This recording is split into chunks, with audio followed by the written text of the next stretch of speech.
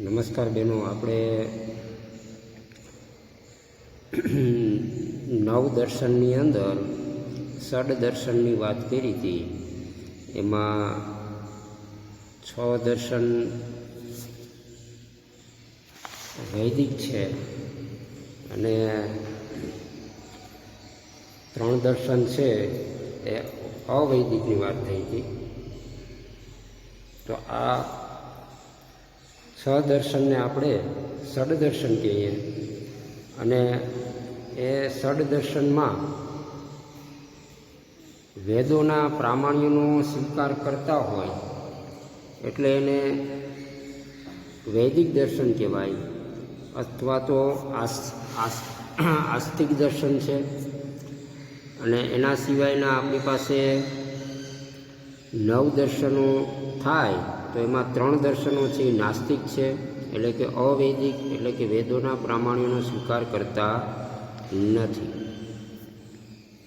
આ 9 દર્શનમાં તમારે ન્યાય વૈશેષિક, સાંખ્ય યોગ, ઉત્તર મીમાંસા, પૂર્વ મીમાંસા, આ 6 દર્શન છે એ વૈદિક દર્શનો માનવામાં આવે.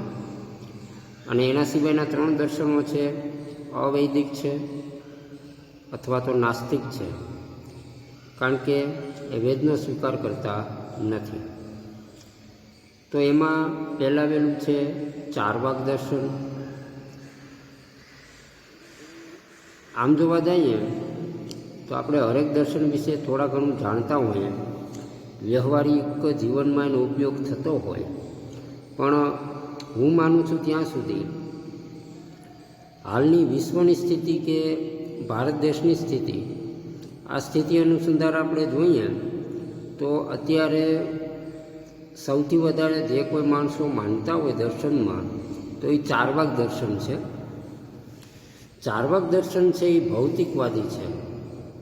ભૌતિકવાદી એટલે કે પૈસા, મિલકત, જાહો જલાલી, માત્ર વ્યક્તિ પોતાનું જ વિચારે, અન્યનું નહીં. આ જે વિચારવાદ છે એ ચારવાકનો છે, જે ભૌતિક અથવા તો શરીરના સુખ સિવાય એ બધાને ગૌણ ગણે છે. અને હાલની સ્થિતિ આપણે એવું જ લાગે કે વિશ્વ છે એ ચારવાક દર્શનને વધારે અનુસરતું જોવા મળે છે. આ ચારવાક દર્શનનો સમય લગભગ 2500 વર્ષ પહેલાંનો છે. ચારવાક માત્ર પ્રત્યક્ષને જ પ્રમાણ માને.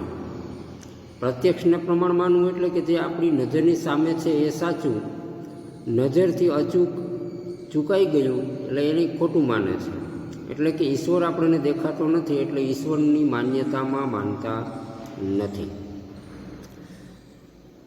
જે મોક્ષનો સ્વીકાર કરતા નથી, જે આત્માનો પણ સ્વીકાર કરતા નથી. તો એ માત્ર જ્ઞાનનો આધારભૂત કોઈ પ્રમાણ હોય તો એ માત્ર એક પ્રત્યક્ષ જ છે. અને બાકીના જે જ્ઞાનના માર્ગો છે એ અવિશ્વસનીય ગણે છે. એમને એવું કહે છે કે પ્રત્યક્ષ હોય તો જ આપણે ભૌતિક જગતનું જ્ઞાન મળે. ભૌતિક જગતનો મતલબ થાય જેને આપણે જોઈ શકીએ, જેને માણી શકીએ, જેને જાણી શકીએ, આ બધાને આપણે કહેવાય ભૌતિક. હવે આ ભૌતિક જે જગત છે એ વાયુ, અગ્નિ, જળ અને પૃથ્વીનું બનેલું. હવે આપણે સામાન્ય અર્થમાં 5 તત્વોનો સ્વીકાર કરીએ: પૃથ્વી, જળ, તેજ, વાયુ અને આકાશ. આમાં એ આકાશનો સ્વીકાર કરતા નથી. આ ભૌતિક જગતમાં ઇન્દ્રિયો દ્વારા તેનો પ્રત્યક્ષ અનુભવ થાય. આપણા અનુભવમાં આત્મા જેવા કોઈ તત્વનું પ્રત્યક્ષ જ્ઞાન થતું નથી, એટલે એ આત્માનો સ્વીકાર કરતા નથી. આપણે વાત થઈ કે ચારવાક છે એ પ્રત્યક્ષ સિવાય કોઈનો સ્વીકાર કરે નહીં, તો આત્મા છે પ્રત્યક્ષ છે નહીં એટલે એ આત્માનો પણ સ્વીકાર કરતા નથી. અથવા તો એમ કહે છે કે આત્મા જેવું કોઈ તત્વ અસ્તિત્વ ધરાવતું નથી. એ એવું માને છે કે હું ઊંચો છું, હું જાડો છું વગેરે વિધાનો એ વ્યક્તિ દેહ સાથે એકરૂપ છે. જાડાપણું કે ઊંચાઈ, તો દેહનું મૃત્યુ થતાં જીવનનો અંત આવે. એટલે એમ કહે છે કે જ્યારે આપણું શરીરનો નાશ થાય એટલે આપણું જીવન પૂર્ણ થાય છે, અને દેહે કરેલા કર્મો એટલે કે જે આપણે શરીર દ્વારા જે કોઈ પણ કર્મ કર્યા હોય એ શરીરનો અંત આવે એટલે કર્મોનો પણ અંત આવી જાય. તો એ દ્રષ્ટિએ ચાર્વાક પુનર્જન્મના વિચારને માનતા નથી, કારણ કે શરીરે કરેલા કર્મ શરીર છોડે એટલે કર્મો પણ અહીંયા રહીએ છે, તો બીજો જન્મ કઈ રીતે? એટલા માટે તે ઈશ્વરના અસ્તિત્વનો પણ સ્વીકાર કરતા નથી. એ એવું માને છે કે ઈશ્વર છે માત્ર એક કલ્પના છે, કારણ કે ઈશ્વર પણ આપણને નરી આંખે જોઈ શકીએ નહીં, એટલે પ્રત્યક્ષ છે જ નહીં. પ્રત્યક્ષ ન હોય તો ચાર્વાક એનો સ્વીકાર કરે નહીં. માનવીય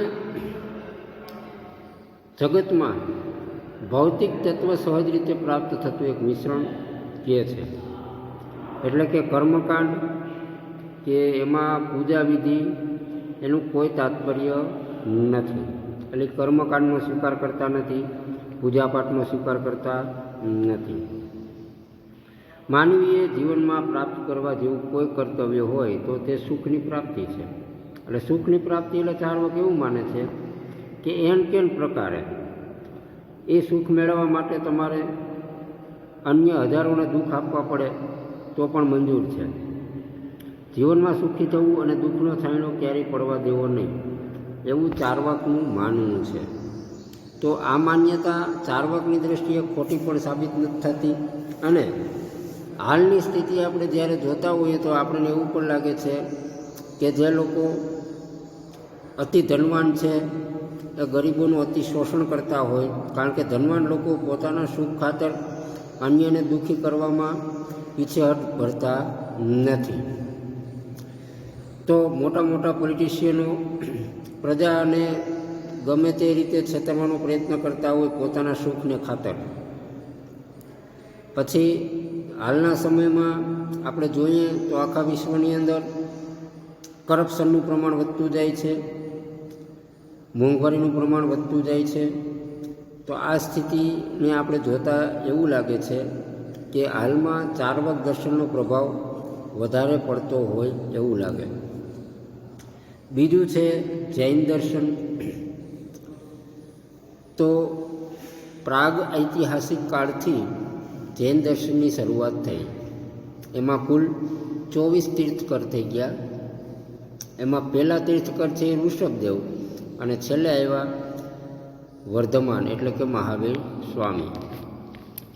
જૈન દર્શન બાહ્ય જગતના અસ્તિત્વનો સ્વીકાર કરતું હોવાથી વાસ્તવવાદી છે. એટલે જૈન દર્શન પણ બાહ્ય જગત એટલે કે પ્રત્યક્ષ ચાર્વાકની જેમ પણ એવું જ માનવામાં આવે છે કે જે તમને દેખાય છે એ વાસ્તવિક છે. તેમજ અનેક તત્વોને સ્વીકારતું હોવાથી બહુતત્વ પણ છે. આના સિવાય તે અનેક તત્વોનો પણ સ્વીકાર કરે છે. જૈન દાર્શનિકો જ્ઞાનના પ્રમાણભૂત આધાર તરીકે જૈન દાર્શનિકો જ્ઞાન મેળવવા માટે કયા પ્રમાણનો સ્વીકાર કરે? તો કે પહેલું પ્રત્યક્ષ, બીજું અનુમાન, અને ત્રીજું આપ્તવચનો. આપ્તવચનોનો મતલબ એવો થાય કે એમાં કોઈ પણ મહાન વિભૂતિ જેના શબ્દ દ્વારા જે જ્ઞાન આપ્યું હોય એ જ્ઞાનને એ લોકો આપ્તવચન તરીકે સ્વીકાર કરતા હોય. તો પ્રત્યક્ષ પ્રમાણ દ્વારા ભૌતિક દ્રવ્યોનો સ્વીકાર થાય, અનુમાન પ્રમાણ દ્વારા આકાશકાળ ગતિ અને સ્થિતિના અસ્તિત્વનો સ્વીકાર થાય, અને આપ્તવચનો દ્વારા મુક્તિની અવસ્થાનો સ્વીકાર થાય. એટલે ભૌતિક દ્રવ્યોનો સ્વીકાર પ્રત્યક્ષ કઈ રીતે કરે? તો કે જે આપણને જોઈતા હોય, જાણતા હોય, માણતા હોય, આ તમામ છે પ્રત્યક્ષ છે. પછી આકાશ, કાળ, ગતિ અને સ્થિતિ એ આપણે ક્યારેય એને અનુભવતા નથી, પણ છતાંય અનુમાન દ્વારા એ સ્થિતિનો તાગ મેળવતા હોય. આપ્તવચનો દ્વારા મુક્તિની અવસ્થા એટલે કે જે લોકો ભૂતકાળમાં મુક્તિની અવસ્થાઓ પામ્યા હોય તેમને પોતાના લખાણોમાં આપ્તવચનો આપેલા હોય. કે મુક્તિની અવસ્થા સુધી કઈ રીતે પહોંચ્યા. તો જૈન દર્શન અનુસાર આત્માઓ અનેક છે. આત્મા પ્રાણી માત્રમાં, વનસ્પતિમાં, રજકણમાં પણ છે. પ્રત્યેક આત્મા અનંત ચેતના, અનંત શક્તિ અને અનંત સુખ પ્રાપ્ત કરવાની શક્તિ ધરાવતા હોય. એટલે જૈન લોકોને તમે જોશો એટલી સફેદ વસ્ત્રોમાં, મુખ ઉપર પણ કપડું હશે, પગમાં ચપ્પલ પણ નહીં હોય, કારણ કે હરેક અણુની અંદર એ આત્માને જુએ છે. તો આત્માનું એ મૂળ સ્વરૂપ છે. મૂળ સ્વરૂપની પ્રાપ્તિમાં માનવના કર્મો અંતરાયરૂપ છે. એટલે આપણે જે મૂળ સ્થિતિને પામવા જઈએ, પણ માણસે જે આપણે જે કર્મો કર્યા હોય એ મૂળ સ્થિતિ સુધી આપણા કર્મો તેને પહોંચવા દેતા નથી. એટલે કે કર્મો છે આત્માના બંધન માટેનું મૂળ કારણ. કારણ કે આપણે આત્માના અનુભવને સારી રીતે ન જાણી શકતા હોય એનું કારણ કે આપણે સુખ દુઃખ એન પ્રકારે જે કર્મો કરેલા હોય એ આત્મા સુધી પહોંચવા દઈએ નહીં. આવો આત્મા સાહજિક પૂર્ણતા એટલે કે અનંત શ્રદ્ધા હોય, અનંત જ્ઞાન હોય, અનંત શક્તિ અને અનંત આનંદને પ્રાપ્ત કરે. એટલે આત્માની આને કહેવાય મુક્તાવસ્થા. એટલે કે શું કહેવાય છે? મોક્ષ. જૈન દર્શનના મતે અહિંસા પરમો ધર્મ એ આપણે જાણીએ છીએ કે એ હિંસામાં માનતા નથી. આથી જીવ માત્ર પર દયા રાખવી જોઈએ એવું એમનું માનવું છે. દરેક માનવીના અભિપ્રાયોનું સન્માન કરવું. જીવનને જોવાની એકાંકિક અને એકાંતિક દ્રષ્ટિ ન હોવી જોઈએ. એકાંતિક દ્રષ્ટિમાં પૂર્ણ સત્ય પાંગરતું ન હોવાથી તેની પ્રાપ્તિ માટે અનેકાંતિક દ્રષ્ટિનો સ્વીકાર કરે છે. જૈન દાર્શનિકો ઈશ્વરના અસ્તિત્વને સ્વીકારતા નથી. તેઓના મતે તીર્થકરો છે એ જ ઈશ્વરના ગુણ ધરાવે, એટલા માટે ઈશ્વર તરીકે એમાં 24/24 તીર્થકરો છે. આથી તેઓ તીર્થકરોની પોતાના જીવનમાં આદર્શ રૂપે આરાધના કરે છે.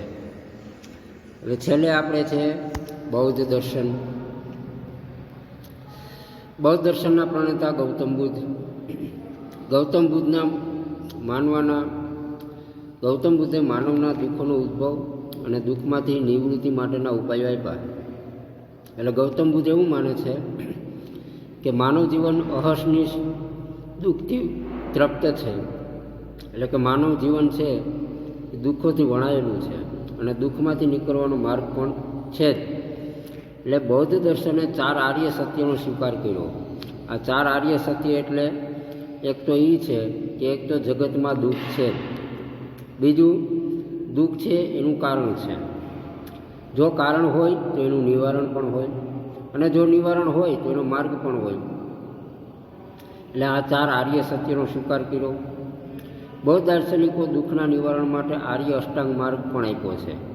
જેમાં સમ્યક દ્રષ્ટિ છે, સમ્યક સંકલ્પ છે, સમ્યક વાણી છે, સમ્યક કર્મ છે, સમ્યક આજીવ છે, સમ્યક વ્યાયામ છે, સમ્યક સ્મૃતિ છે અને સમ્યક સમાધિનો ઉલ્લેખ થાય છે. આ 4 આર્ય સત્યો અને આર્ય અષ્ટાંગ માર્ગ દ્વારા માનવના વ્યવહારિક દુઃખને દૂર કરવાનો બૌદ્ધ દર્શનનો મુખ્ય હેતુ. અને આ સંદર્ભમાં બૌદ્ધ દર્શનની દ્રષ્ટિ કેવી કહી શકાય? તો કે વ્યવહારિક. હવે બુદ્ધના ઉપદેશમાંથી પ્રાપ્ત થતા શરૂઆતના સાહિત્યમાંથી આપણને નીચેની 4 બાબતો પ્રાપ્ત થાય છે કે સર્વ વસ્તુઓ પરતંત્ર છે. કોઈ પણ વસ્તુનું સ્વતંત્ર અસ્તિત્વ નથી. મતલબ કે જગતની અંદર જે વસ્તુઓ આવે છે એ એક પણ વસ્તુઓ સ્વતંત્ર નથી, પણ બીજી અન્ય કોઈ વસ્તુ ઉપર આધાર રાખનારી હોય છે. તો એ સ્વાભાવિક છે. દીકરા છે તો મા બાપ ઉપર આધાર રાખતા હોય, એટલે એકબીજાનો સહારો. માણસ છે તો જગતની તમામ વસ્તુ ઉપર આધાર રાખતો હોય. પશુ પક્ષી છે તો એ પણ અન્ય ઉપર આધાર રાખે છે. વૃક્ષો છે એ જમીન અને ઓક્સિજન અને વરસાદ ઉપર આધાર રાખે છે. આપણે ખોરાક ઉપર આધાર રાખીએ છીએ. એટલે કોઈ પણ વસ્તુ છે એ સ્વતંત્ર નથી. બધી વસ્તુઓ પરિવર્તનશીલ છે અને કાંઈ પણ શાશ્વત નથી. એટલે પરિવર્તનશીલ એટલે કોઈ પણ વસ્તુ જગતમાં છે એનો વિકાસ છે અને છેલ્લે એનો નાશ છે, એટલે કાયમી રહેતી નથી. કોઈ પણ તત્વ જો શાશ્વત નથી તો મતલબ એવો કે આત્મા કે ઈશ્વર જેવા તત્વો નથી. જો જગતમાં કોઈ વસ્તુ શાશ્વત ના હોય તો ઈશ્વર શાશ્વત ન હોય ને આત્મા પણ શાશ્વત હોતો નથી. માનવ જીવનમાં કર્મના નિયમ અનુસાર વ્યક્તિ પુનર્જન્મ પામે, એટલે કે એક જન્મ પૂરું થાય એટલે અન્ય જન્મનો ઉદ્ભવ થાય. તો બૌદ્ધ ધર્મ પ્રત્યક્ષ અને અનુમાન એવા બે પ્રમાણનો સ્વીકાર કરે છે, એક પ્રમાણનો અને બીજો પ્રત્યક્ષનો. તો આમાં આપણે નવ દર્શનોની માહિતી મેળવી. એટલે આ નવ દર્શનોમાં તમારે નવે નવ દર્શનોના નામ યાદ રાખવાના, એના પ્રમાણો યાદ રાખવાના અને એના પ્રણેતા યાદ રાખવાના છે. એટલે તમારે આ પાઠ છે એ કમ્પ્લીટ થાય છે.